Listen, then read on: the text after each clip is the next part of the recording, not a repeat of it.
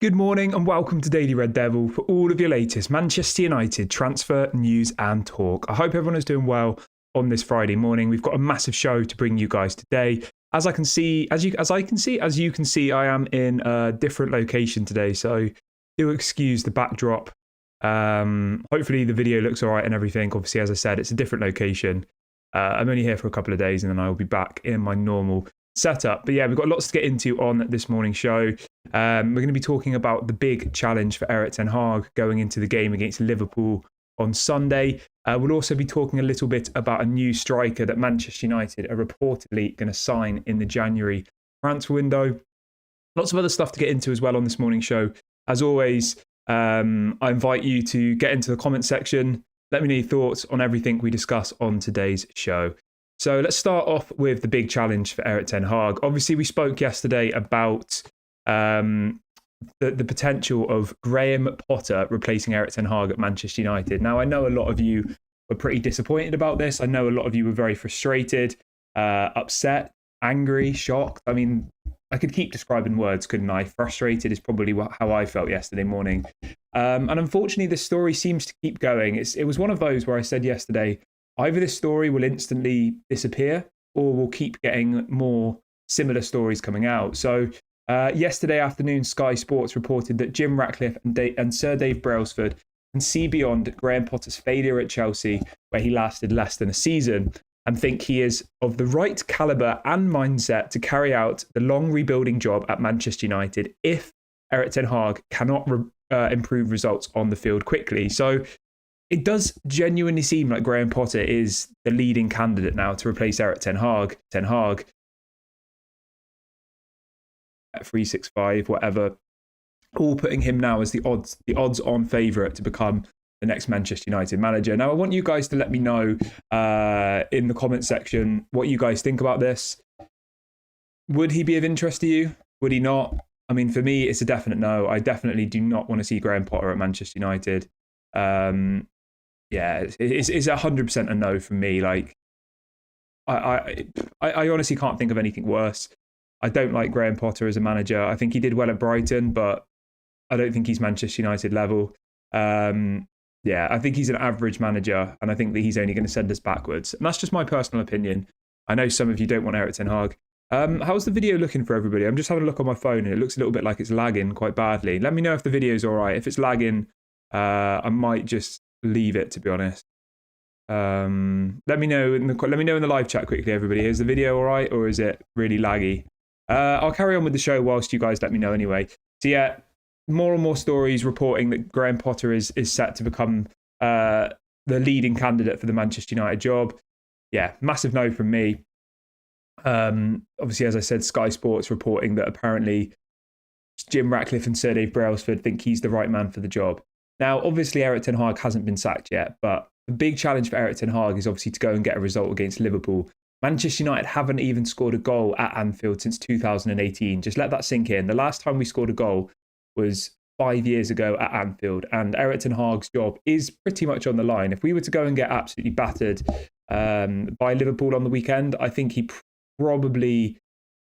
I mean, it's impossible to say, isn't it? If we were to lose 7 or 8-0 again, I think he probably would lose his job personally.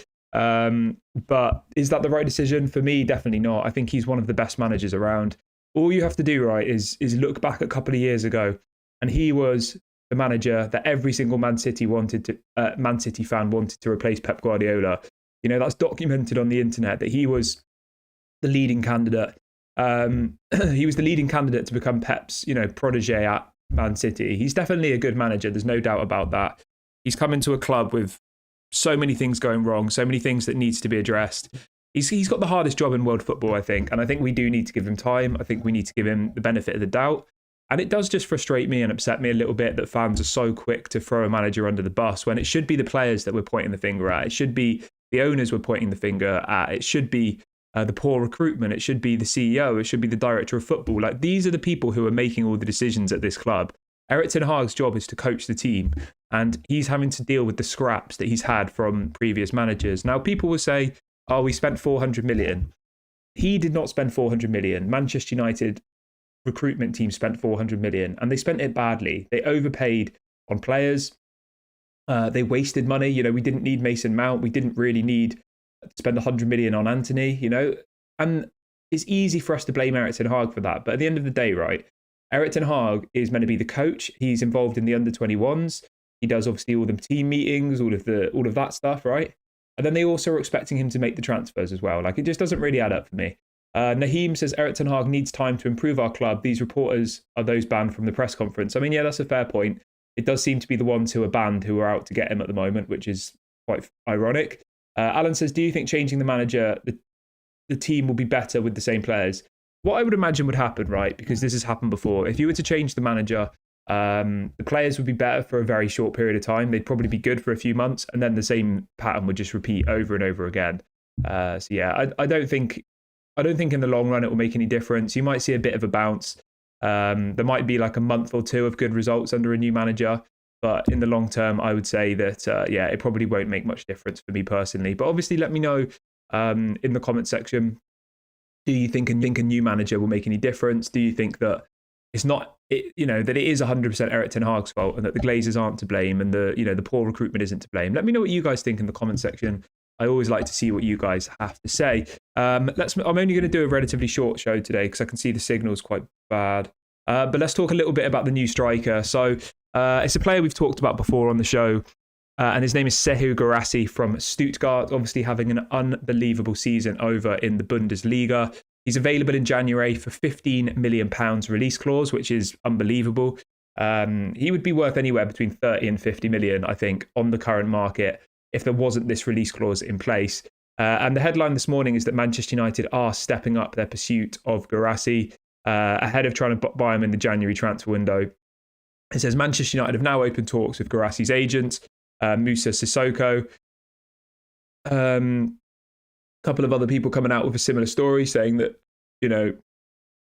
talks have now begun and that Manchester United are heavily in pursuit of this Guirassy guy. Will he make the difference? I'm not sure personally. I think, he'd be a welcome addition to the squad. I think hopefully he can contribute some goals. Hopefully he can help us to achieve something in the second half of the season, whether that's, an FA Cup, that would be great. Whether that's trying to finish in the top 4, even the top 5 or the top 6. We need European football of some sort.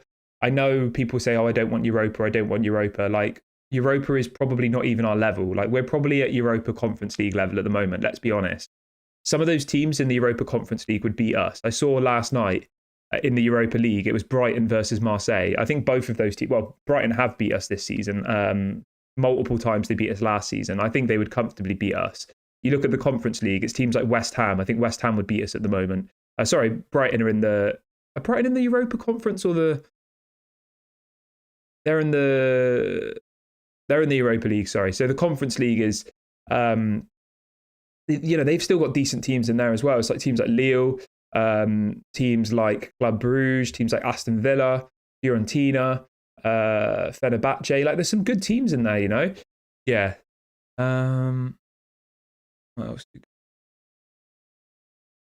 So yeah, I think we just need to get something out of this season, whether that's top 4, top 5, something needs to happen.